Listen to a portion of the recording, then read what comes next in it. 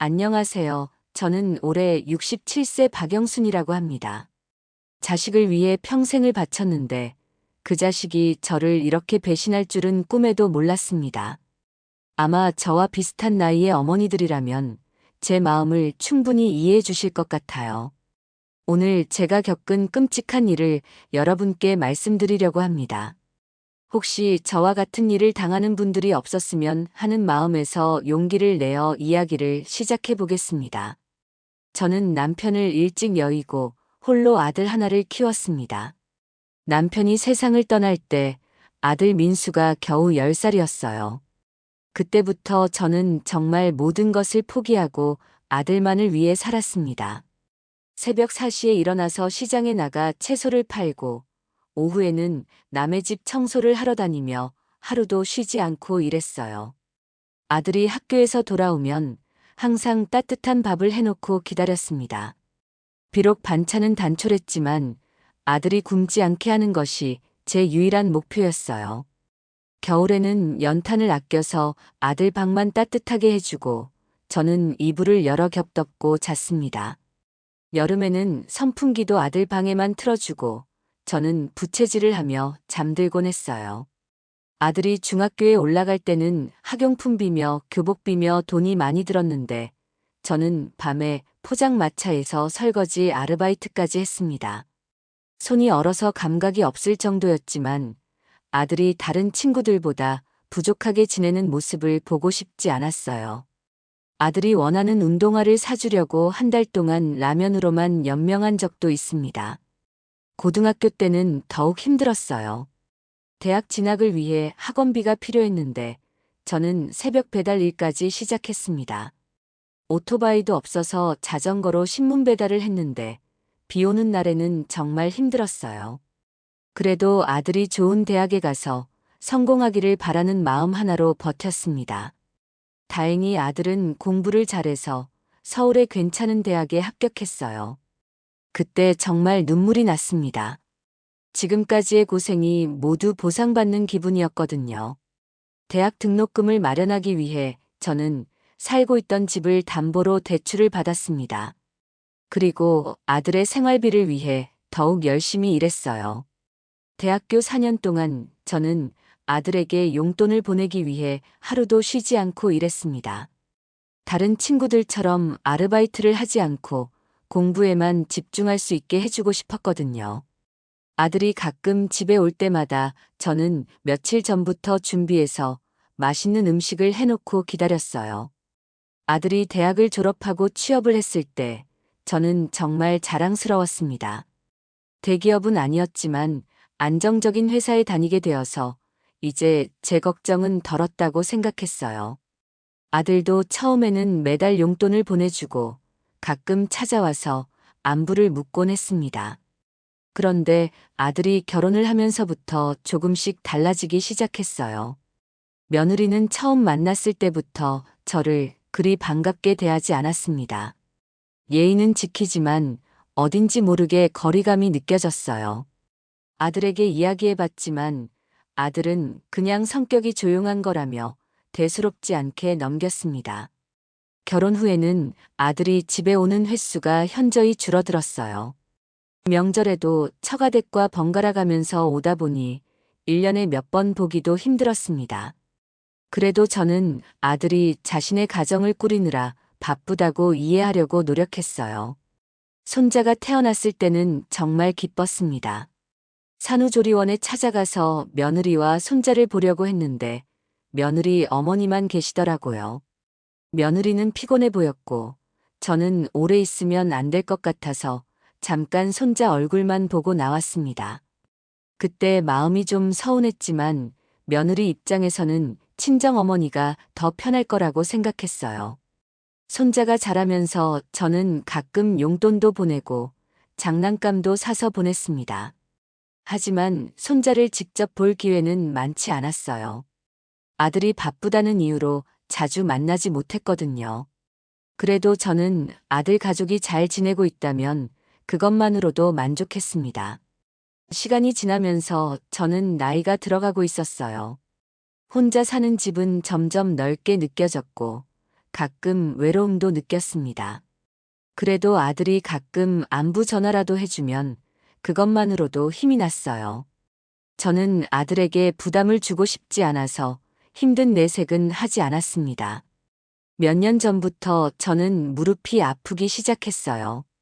오랜 시간 서서 일한 탓인지 계단 오르내리기가 힘들어졌습니다.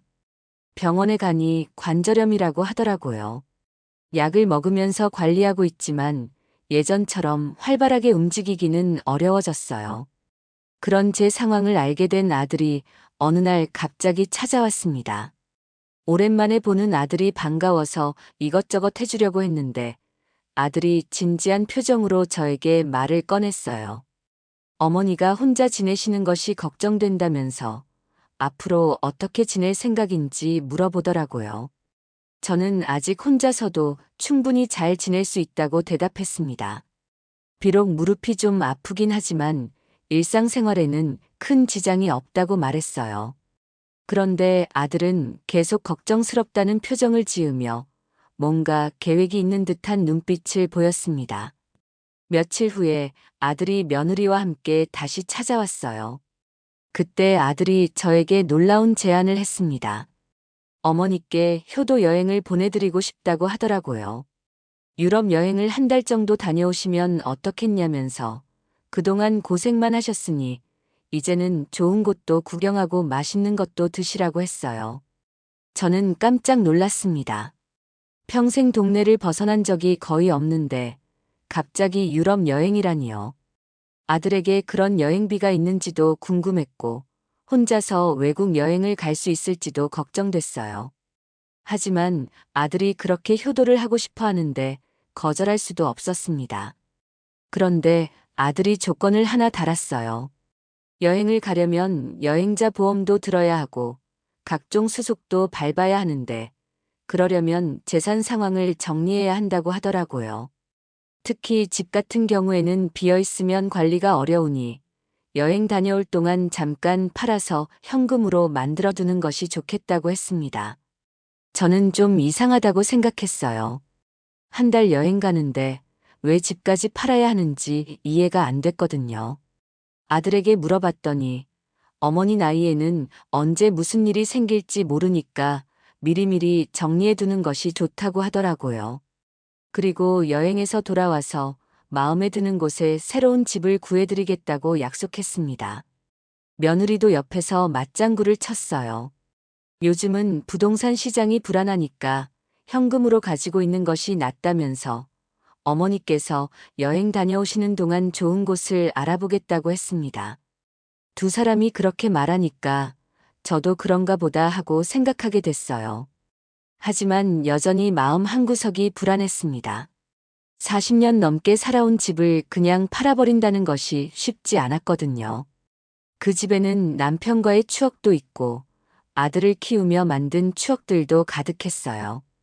아들에게 이런 마음을 이야기했더니 여행 다녀와서 더 좋은 곳으로 이사하면 새로운 추억을 만들 수 있다고 위로해줬습니다. 결국 저는 아들의 말을 믿고 집을 내놓기로 했어요. 아들이 부동산 중개업소도 알아봐주고 집 정리하는 것도 도와줬습니다. 집을 팔기 위해 짐을 정리하는데 정말 많은 추억들이 떠올랐어요. 아들이 어렸을 때 쓰던 책상, 남편이 쓰던 물건들, 명절 때마다 찍었던 사진들까지 모든 것이 소중했습니다. 아들은 제가 너무 많은 물건을 가지고 있다면서 꼭 필요한 것만 남기고 나머지는 정리하자고 했어요. 여행 갔다 와서 새 집으로 이사할 때 짐이 너무 많으면 불편하다면서요.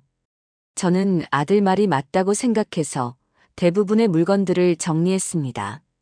지금 생각해보면 그때가 정말 마지막 기회였는데 저는 아무것도 의심하지 않았어요. 집이 생각보다 빨리 팔렸습니다. 아들이 가격도 잘 정해줘서 큰 손해 없이 팔 수 있었어요. 집값이 8억 정도 나왔는데 대출금을 갚고 나니 순수하게 남은 돈이 5억 정도 됐습니다. 아들은 이 돈을 여행 경비와 함께 관리해 주겠다고 했어요. 저는 그렇게 많은 현금을 가져본 적이 없어서 어떻게 관리해야 할지 몰랐습니다. 은행에 예금하는 것이 좋을지 아니면 다른 방법이 있는지 아들에게 물어봤어요.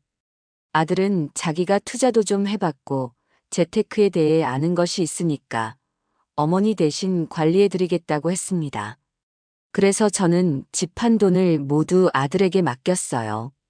아들이 제 명의로 통장을 만들어줬는데 아들도 함께 사용할 수 있게 공동 명의로 했습니다. 나중에 여행 경비도 뽑아야 하고 새집 계약금도 넣어야 하니까 그렇게 하는 것이 편하다고 하더라고요. 집을 팔고 나서 저는 잠시 아들 집에서 지내기로 했습니다. 여행 준비도 해야 하고 새 집도 알아봐야 한다면서 아들이 제안했어요. 며느리는 좀 불편해하는 기색이 보였지만 겉으로는 환영한다고 말했습니다. 아들 집에서 지내면서 저는 손자와 가까이 지낼 수 있어서 좋았어요. 그동안 자주 보지 못했던 손자가 많이 자란 모습을 보니 뿌듯했습니다. 손자에게 옛날 이야기도 해주고 함께 시간을 보내니까 행복했어요. 그런데 며칠 지나니까 며느리가 점점 예민해지더라고요. 제가 손자에게 간식을 주면 때가 아니라고 하고 손자와 놀아주면 너무 시끄럽다고 했어요. 저는 최대한 조심스럽게 행동하려고 노력했지만 아무래도 남의 집이다 보니 눈치가 보였습니다. 아들에게 이런 상황을 이야기했더니 어머니가 너무 민감하게 생각하시는 것 같다고 하더라고요. 며느리는 원래 조용한 것을 좋아하는 성격이라면서 조금만 참아달라고 했습니다. 여행 준비가 끝나면 금방 해결될 문제라고 했어요. 여행 준비를 한다면서 아들이 여권 만드는 것을 도와줬습니다. 평생 여권을 만들어 본 적이 없어서 신기했어요. 사진도 찍고 서류도 작성하면서 정말 외국 여행을 가는구나 하는 실감이 났습니다. 아들이 여행 코스도 짜줬는데 프랑스, 이탈리아, 스페인을 도는 일정이었어요. 그런데 여행 출발 일주일 전에 아들이 갑자기 계획이 바뀌었다고 하더라고요. 여행사에서 연락이 왔는데 유럽 현지 사정이 좋지 않아서 여행 일정을 연기해야 한다고 했다면서요. 언제 갈 수 있는지는 확실하지 않지만 일단 기다려야 한다고 했습니다. 저는 좀 실망했지만 어쩔 수 없는 일이라고 생각했어요. 하지만 며느리는 노골적으로 짜증을 내더라고요. 언제까지 저희 집에 계실 건지 아들에게 물어보는 것을 들었습니다. 저는 정말 미안한 마음이 들었어요. 아들에게 차라리 작은 원룸이라도 구해서 혼자 지내겠다고 말했습니다. 여행 갈 때까지 잠시만이라도 독립해서 살고 싶다고 했어요. 그런데 아들이 그것보다 더 좋은 방법이 있다고 하더라고요. 아들이 제안한 것은 요양원이었습니다. 요양원이라고 해서 처음에는 깜짝 놀랐어요. 저는 아직 요양원에 갈 정도로 몸이 불편하지 않다고 생각했거든요. 하지만 아들 말을 들어보니 요즘 요양원은 예전과 많이 다르다고 하더라고요. 아들이 설명해준 바로는 최신식 요양원은 마치 호텔 같다고 했어요. 개인 방도 있고 식사도 잘 나오고 여러 가지 프로그램도 있어서 지루하지 않다고 했습니다. 그리고 간병인들이 24시간 상주해서 혹시 몸에 무슨 일이 생겨도 바로 대처할 수 있다고 했어요. 저는 여전히 확신이 서지 않았습니다. 요양원은 정말 몸이 불편한 어르신들이 가는 곳이라고 생각했거든요. 아들에게 이런 마음을 이야기했더니 요즘은 건강한 어르신들도 편의를 위해 많이 이용한다고 하더라고요. 특히 자식들이 바쁜 경우에는 어르신 혼자 계시는 것보다 훨씬 안전하다고 했습니다. 며느리도 찬성했어요. 시어머니께서 전문적인 케어를 받으시는 것이 좋겠다면서 자기들도 마음이 놓일 것 같다고 했습니다. 그리고 여행 일정이 확정되면 바로 연락드릴 테니까 그때까지만 잠시 계시면 된다고 했어요. 아들이 보여준 요양원 사진을 보니 정말 깔끔하고 좋아 보였어요. 개인 방도 넓고 공용 공간도 잘 꾸며져 있었습니다. 그리고 다른 어르신들과 함께 생활하면 외로움도 덜할 것 같았어요. 아들이 그렇게 권하니까 저도 한번 가보기로 했습니다.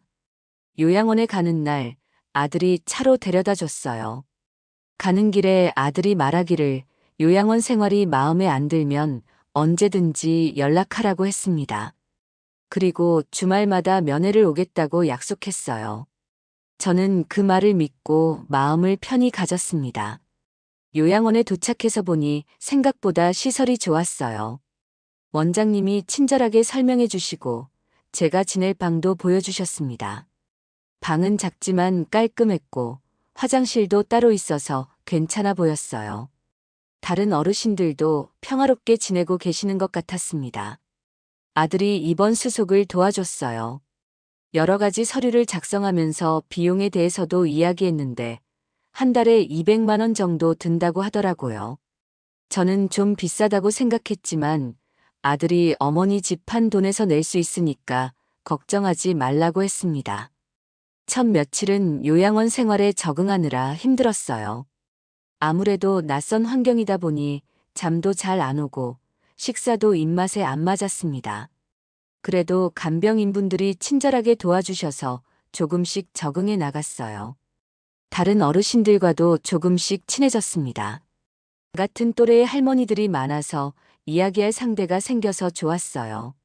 다들 비슷한 처지에 계신 분들이라 서로 위로도 되고 공감대도 형성됐습니다. 그런데 일주일이 지나도 아들에게서 연락이 없었어요.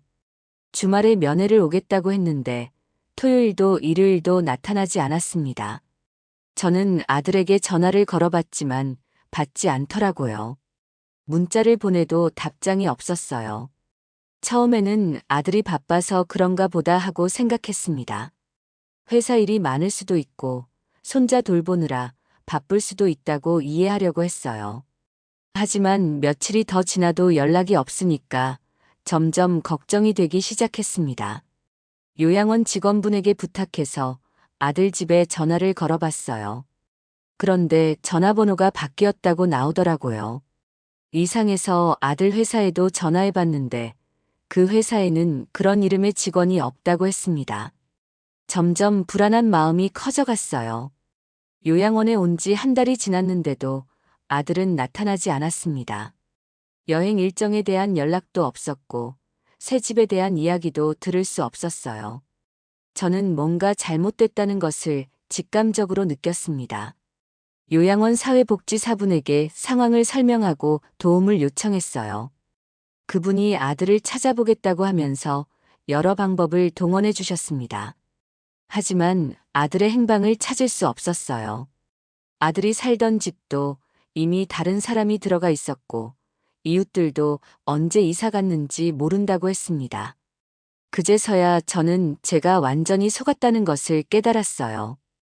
효도 여행은 처음부터 거짓말이었고 아들의 목적은 제 집과 재산을 가로채는 것이었습니다. 저를 요양원에 버리고 돈을 가지고 도망친 거였어요. 너무 충격이 커서 며칠 동안 아무것도 할 수 없었습니다. 40년 동안 모든 것을 바쳐서 키운 아들이 저를 이렇게 배신할 줄은 꿈에도 생각하지 못했어요. 밤마다 눈물이 나서 잠을 이룰 수 없었습니다. 사회복지사분의 도움으로 경찰에 신고를 했어요.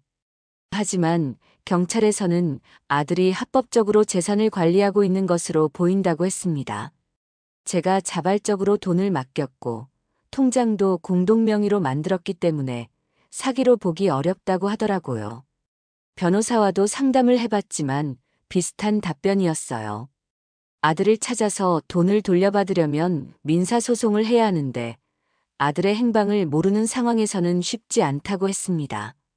설령 소송을 해서 이긴다고 해도 아들이 이미 돈을 다 써버렸다면 돌려받기 어렵다고 했어요. 요양원비는 제 통장에서 자동으로 빠져나가고 있었습니다. 아들이 설정해 놓은 자동이체 때문이었어요. 통장에 남아있던 돈으로 당분간은 요양원비를 낼 수 있었지만 언젠가는 바닥날 것이 뻔했습니다. 저는 요양원에서 나가려고 했어요. 하지만 갈 곳이 없었습니다.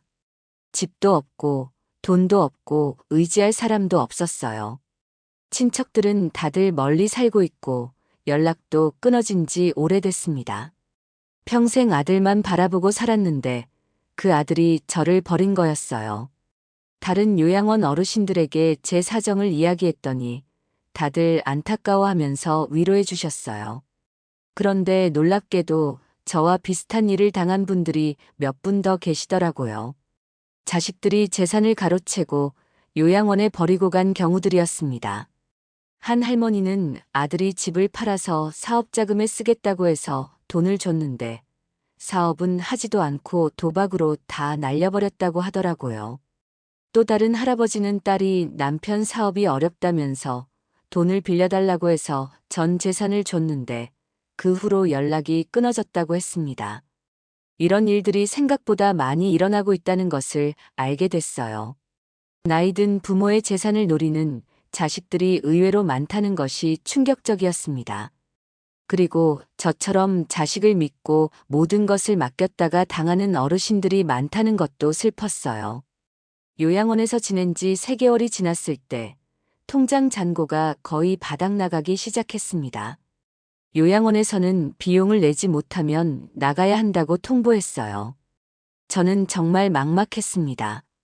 이 나이에 어디로 가서 무엇을 할 수 있겠어요. 사회복지사분이 기초생활수급자 신청을 도와주셨어요. 재산이 없고 부양 가족도 없다는 것이 확인되면 정부 지원을 받을 수 있다고 하더라고요. 하지만 신청부터 승인까지 시간이 걸리고 그 사이에 어떻게 지내야 할지 막막했습니다. 다행히 요양원에서 일시적으로 비용을 유예해 주기로 했어요. 제 사정을 안타깝게 여긴 원장님이 특별히 배려해 주신 거였습니다. 정말 감사했지만 한편으로는 이런 신세가 된 제 자신이 한심했어요. 기초생활수급자 신청이 승인되면서 최소한의 생활비는 지원받을 수 있게 됐습니다. 하지만 그 돈으로는 요양원비를 모두 감당할 수 없어서 더 저렴한 곳으로 옮겨야 했어요. 시설은 많이 열악했지만 어쩔 수 없는 선택이었습니다. 새로운 요양원에서 지내면서 저는 많은 것을 깨달았어요. 자식에 대한 맹목적인 믿음이 얼마나 위험한지, 그리고 노후 준비를 스스로 해야 한다는 것의 중요성을 뼈저리게 느꼈습니다. 하지만 이미 너무 늦었어요. 아들에 대한 원망도 있지만 한편으로는 제 자신이 너무 순진했다는 생각도 들어요.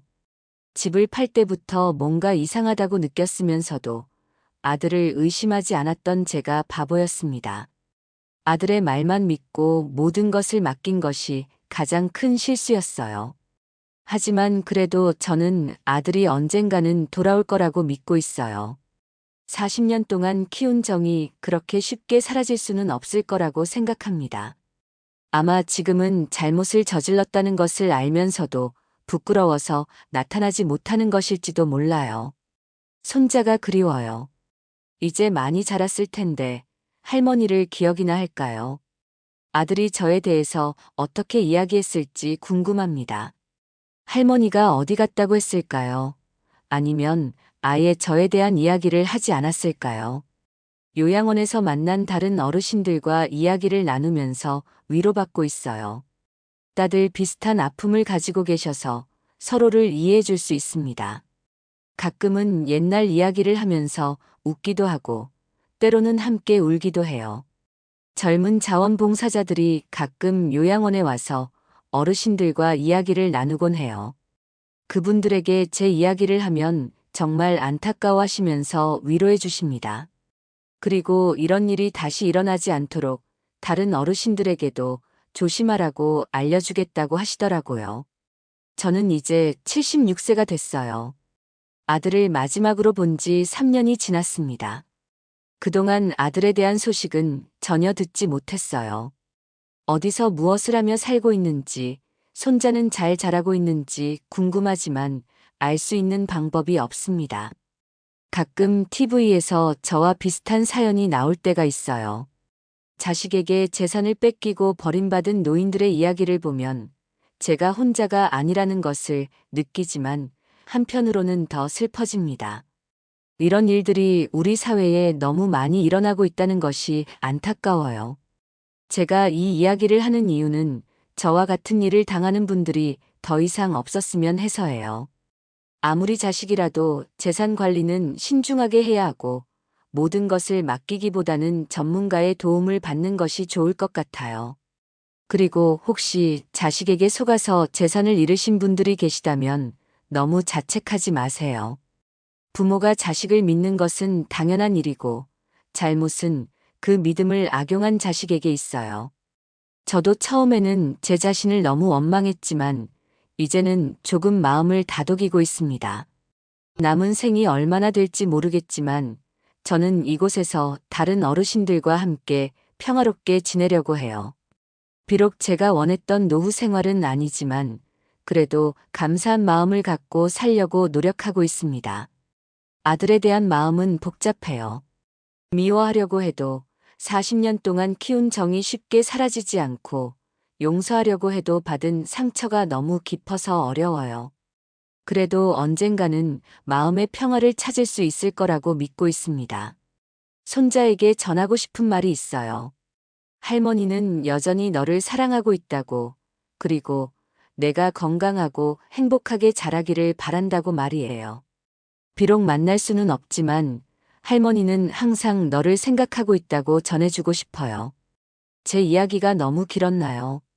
하지만 이 모든 것을 말씀드리고 싶었어요. 저와 같은 일을 당하시는 분들이 혼자가 아니라는 것을 알려드리고 싶었고, 또 다른 분들은 이런 일을 당하지 않았으면 해서 용기를 내어 이야기했습니다. 세상에는 저보다 더 어려운 상황에 계신 분들도 많이 있을 거예요. 그분들과 비교하면 저는 그래도 기본적인 의식주는 해결되고 있으니까 감사해야 할 것 같아요.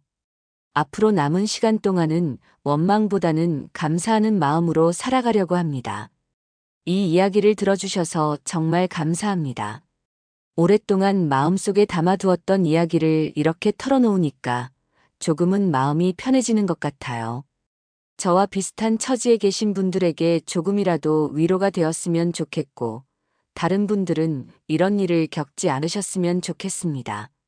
마지막으로 자식을 키우고 계신 젊은 부모님들께 부탁드리고 싶어요.